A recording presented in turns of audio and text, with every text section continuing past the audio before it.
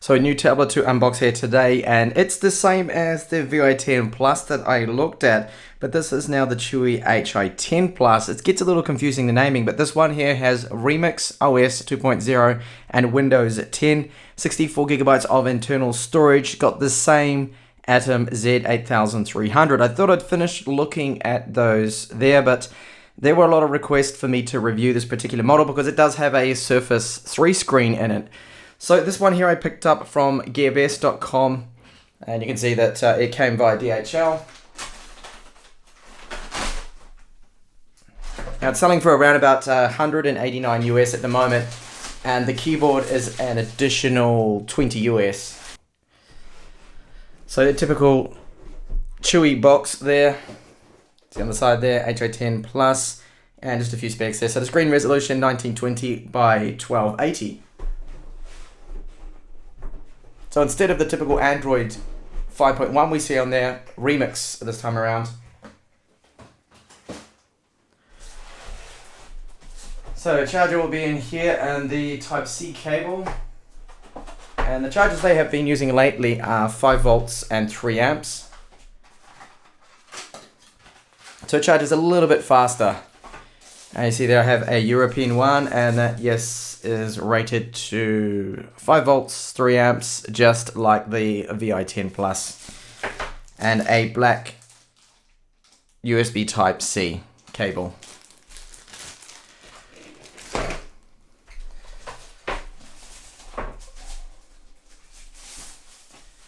So here's the tablet. It has a screen protector already applied to it. A magnetic docking keyboard connector, technology for stylus pen. Oh, sorry, it does actually support a stylus. I was not expecting that. That's right, it has the H2 pen. So it's the high pen, but the second one, not the first one that was on the Chuwi Hi12. You'll see we've got the 3.5mm headphone jack, micro HDMI, the microphone, micro USB 2 port, and the Type-C port. Hopefully this is USB 3. I will check that out. And the micro SD card slot. One speaker there on the left. On the bottom, the 5 pogo port connector. And that is to, of course, connect up with the keyboard, which I'll show you in just a second. And then the second speaker on the right. So we have good stereo separation, at least from that. And on the back of it, a rare 5 megapixel webcam. The webcam up the front, that's a 2 megapixel one there. So I'll quickly show you the keyboard. So the keyboard has this felt-like material around it, like a fabric. It's a very similar keyboard to the Chuwi Vi10. The first one that had the full-size USB ports in it that I reviewed a good year ago or so. Now it's a very similar keyboard, very similar setup to it. So you see here that the layout of it, we've got a reasonably sized touchpad there. It's not too bad. It does have hardware left and right buttons. And the key travel on it isn't too bad at all. It's not a bad keyboard. It's a little bit plasticky feeling. It's not quite as good as the Chuwi Hi10 keyboard, which has mostly metal on it, or metal on the palm rest at least. But this is all plastic, and you do have these little rubber feet here to help keep the keyboard from touching the screen. So the keyboard just folds back like this. There's magnets in there, so that'll keep that latched in, and it's quite stable like that. And the tablet with the magnets in the bottom simply just docks in like that. I'll show you how the keyboard folds up. So what we need to do is just simply place it down, and then that folds up and creates a protective cover for it, like that. And that's easy enough to transport or slip in a bag. So a quick look at the tablet's weight before I actually power it on. Weighs 700 grams, so it's quite heavy for what it is. And then when you add the keyboard with that, that makes it 1.14 kilos. One thing I almost missed, the power on and volume up and down buttons here along there, these are made out of plastic. And they feel, well, a little bit cheap there. So I'm just going to power it on now. You just got to hold down that button for about 4 seconds. There should be battery in here, because normally they ship out of the factory with some battery. And I can see, yes, that is now powering up.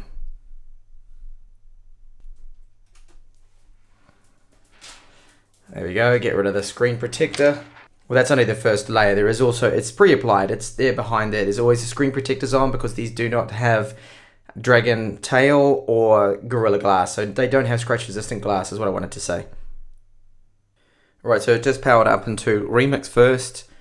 And you see a different layout there from your typical Android 5.1 ROM. So I just check the version. Should be under here on settings.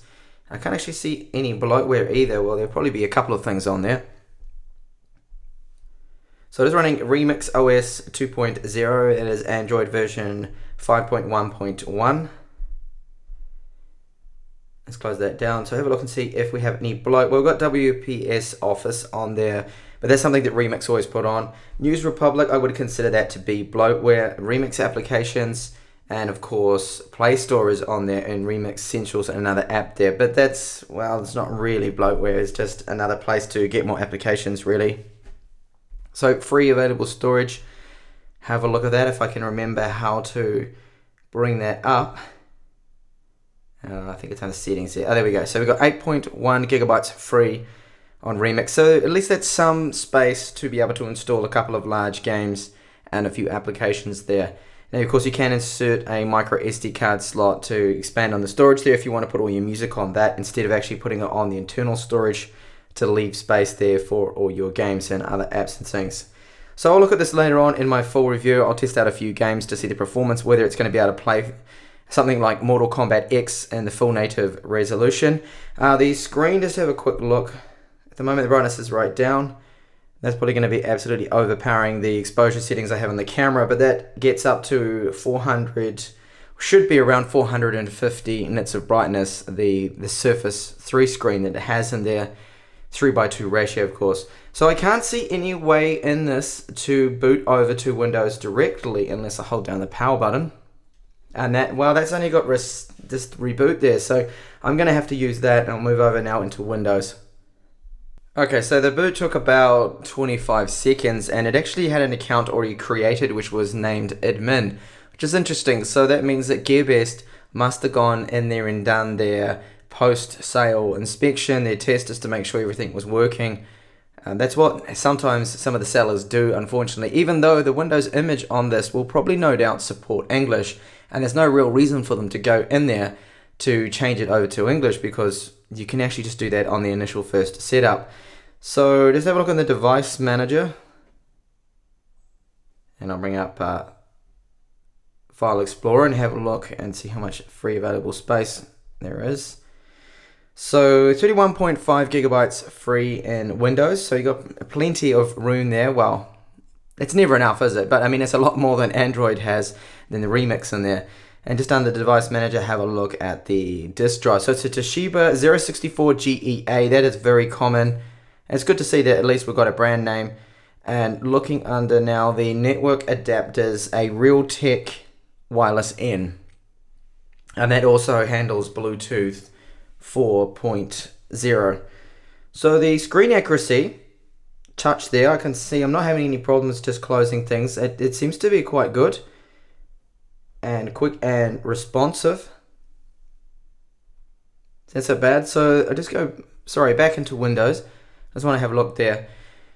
So it has Windows 10 Home on there and the full 4 gigabytes of RAM. We don't normally see any problems now with that. They don't tend to allocate any more to hardware, and Windows is activated. So normally you have to connect up to the internet to get that activated, but it's already been connected by the looks of it, seeing that is already activated. So I just brought up the Windows Task Manager, and under the Performance tab, wanted to have a look at the memory speeds. So we do have the 4 gigabytes of double data rate 3, but I can see that the speed of it is running at only 1066 megahertz, even though this chipset does support 1600 megahertz. Now I'm quite sure that with the Chuwis at least, you can go into the BIOS and you can go into the Northbridge under the speed settings there and change the DIMM A, I think it is listed as, up to 1600, and that gives a boost of around 10 to 15%, at least in the 3D Mark and 3D Performance for the GPU benchmarks that I have tested out. So I don't know why they are clocking that down to 1066, possibly for extended battery life or stability, but I'm going to change that later on. because I prefer to run it at the fastest possible speed, which is 1600 megahertz, because these atoms need all the speed they can get. Okay, so I've just connected up to my wireless connection that I have, and I wanted to test out those speakers. So I've just gone into YouTube here and search quickly carbon-based life forms just to play a quick soundtrack.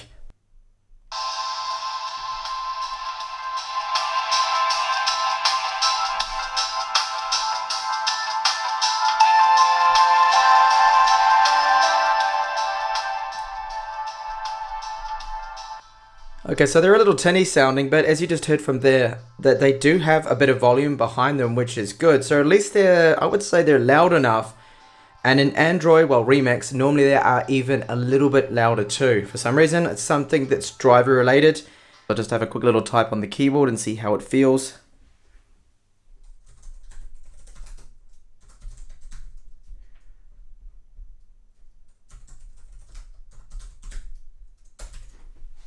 Of course, I've got the tripod in front of me, so it's a little bit awkward to type on, but the keyboard feels okay. And because it's lying flat, there's zero flex when pressing down on there, of course. So all in all, I mean, it feels reasonable. It's not going to be the best typing experience ever, but I use the Chuwi Hi10 keyboard, which is basically just like this one, and I didn't have any issues with it. Now I just wanted to test out the Type-C port, whether it's going to A, be able to power an external hard drive, and B, will it run at USB 3 speeds? Often these tablets fail this little test, so let's find out now. I have a Western Digital 1TB drive here. Just plug that in.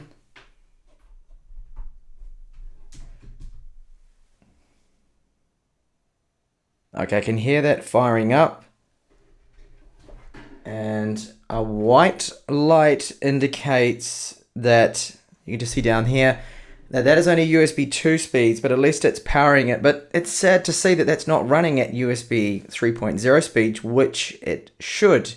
Now, Chuwi did not include in the box a Type-C adapter, which is disappointing. So you're going to have to supply and buy one of those yourself if you want to convert that port into a full-size port, because there are no full-sized USB ports on this tablet, which is a little bit of a disappointment. Okay, so that's the unboxing, and my first impressions are overall quite good. The build of it is solid. It's not too bad. Now, we don't have a fully laminated display, so there's a little bit of a gap between the touch digitizer glass and the IPS panel below. And the other thing we have to also be a little bit careful with is the fact that the keyboard, just like the Chuwi Hi10 that I used to have, will end up scratching the screen protector, so it might pay to put down a cloth between the two layers when using it, or buy some extra screen protectors. And you've only got that one fixed angle, so you either love it or hate it. You're stuck with that one angle, and the lack of a full-sized USB port on there is a shame, because the Hi10, one of the first dual boot models from Chuwi, had two full-sized USB 2 ports on it, which was really handy. And the Type-C port is only running, as far as I can tell now with my test that I just did in this video, only running at USB 2 speeds, which is a real shame. So I will be back with benchmarks, battery life, testing it out in full detail with the review, which will hopefully be coming out within a week or so. So hopefully I will catch you back for the full Hi10 Plus review. Bye for now.